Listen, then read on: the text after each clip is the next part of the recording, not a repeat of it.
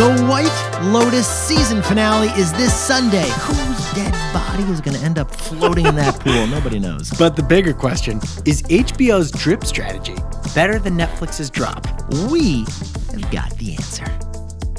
But Yeti's White Lotus. Sex, money, and room service. Someone's gonna get undressed, and someone's gonna die. Popper, I'm gonna need more lorazepam. That's pretty good. That's pretty good. Yetis, in February, we told you about the White Lotus effect. Wherever the show films, tourism jumps by 20%. Is that the patio where Lori winks at Valentine? Well, sure, I'll pay $2,000 for that room. By the way, we just got new numbers. The White Lotus actors all got paid the same fixed rate, $40,000 per episode, and there was no negotiating. So regardless of fame, each and every actor got paid $320,000 for the whole season. Whether you were Saxon, Lachlan, or Piper, you got the same pay. Yeah, it's a big show, so the studio has leverage in terms of what they're dishing out for paychecks. Patrick Schwarzenegger, by the way, he actually cried when he got selected for the cast. He posted a video about it. Yeah, in the video, I think he goes, "Tsunami! But seriously, where's my lorazepam?" I think it's lorazepam, but I love where your head's at. But Yetis, no spoilers here. Jack is 2 episodes ahead of me.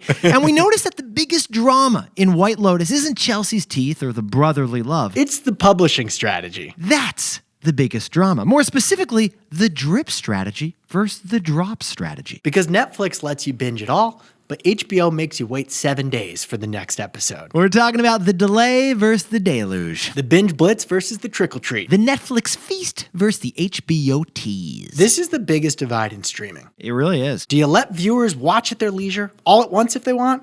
Or do you make them wait for a weekly schedule? Well, we have noticed that so far this year, the shows that drop weekly are winning the cultural clout. White Lotus and Severance both captured the zeitgeist as momentum grew each week with the new episode. We jumped in T-Boy style and we got the data now. Get this, White Lotus viewership has grown every single Sunday episode to episode. From episode 6 to 7, viewership jumped by 14%. Oh, and anecdotally, everyone you know has been freaking out about Severance for the last 10 weeks. Probably already chose a Halloween costume of Mr. Milchek. Because with both the White Lotus and Severance, over 2 months, the cast members got to make PR appearances on late-night talk shows. Honey, is that Mark S. on Conan? Let's watch. And for 8 weeks, the office water cooler had one conversation topic. Hey, Frank, is Mook a murderer or what? I got a lot of theories. Plus, I've seen 8 weeks of White Lotus memes. Each week, we had a highly memeable moment that spread like fire Monday morning on social media. Oh, but Jack, on the other hand, what was happening with Netflix's shows in Q1? Squid Game 2 dropped the day after Christmas.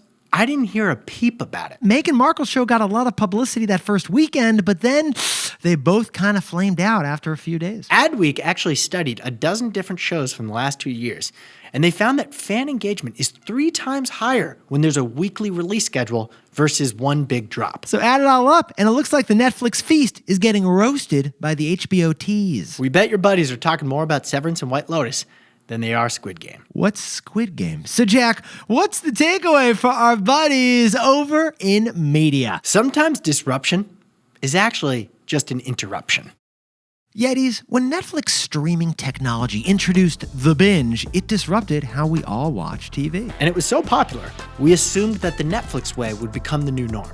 Every streamer would drop the whole season at once. But despite the existence of that binging technology, the trend has actually gone in reverse. HBO Max, Apple TV Plus, Amazon Prime, they all keep their premium shows on a weekly drip schedule. I mean, Jack, even Netflix is seeing the appeal. Love is Blind is now a weekly drip release. Here's the deal. As Hollywood's financials remain squeezed, marketing teams want to spread out the marketing bang to make their bucks last longer. And now we've got enough evidence to confirm that the drip strategy is beating the drop strategy. It shows that disruption isn't always permanent. Now, what looks like disruption might actually just be a temporary interruption.